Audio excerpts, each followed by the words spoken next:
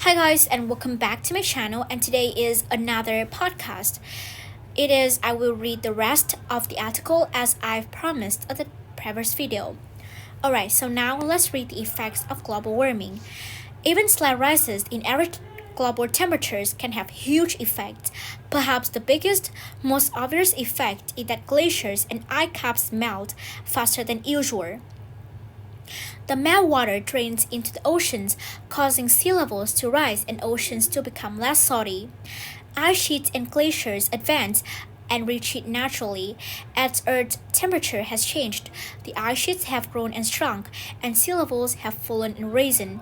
Ancient corals found on land in Florida, Bermuda, and the Bahamas shows the sea level must have been 5 to 6 meters, 16 to 20 feet higher than 130,000 years ago than it is today. Earth doesn't need to become oven hot to melt the glaciers. Northern summer, which is 3 or 5 degrees Celsius, 5 to 9 degrees Fahrenheit, warmer during the time of those ancient fossils than they today.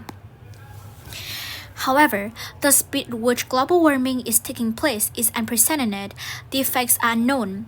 Glaciers and ice caps covered about 10% of the world's landmass today. They hold about 75% of the world's fresh water. If all of this ice melted, sea levels could rise by about 70 meters to 130 feet. The IPCC reported that the global sea level rose about 1.8 millimeters, 0.07 inches per year from 1961 to 1993, and 3.1 millimeters, 0.12 inches per year since 1993. Rising sea levels could flood coastal communities, displacing millions of people in areas such as Bangladesh, the Netherlands, and the U.S. state of Florida. Forced migration could impact not only those areas, but the regions to which the climate refugees flee. Flee, by the way, means to run away. Millions more people in countries like Bolivia, Peru, and India depend on glacial meltwater for drinking, irrigation, and hydroelectric power. Rapid loss of these glaciers could devastate those countries. Devastate means to destroy. Glacier melt has already raised the global sea level slightly. However, scientists are discovering ways the sea level could increase even faster. For example, the melting of the Chacataya Glacier in Bolivia has exposed dark rocks beneath it. The rocks absorb heat from the sun, speeding up the melting process.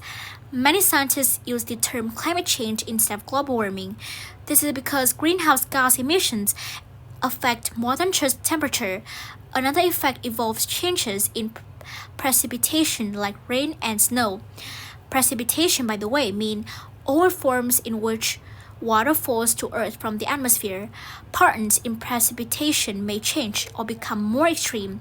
Over the course of 20th century, precipitation increased in eastern parts of North and South America, Northern Europe, and Northern and Central Asia. However, it has decreased in parts of Africa, the Mediterranean, and parts of Southern Asia. Future changes. Nobody can look into a crystal ball and predict the future with certainty.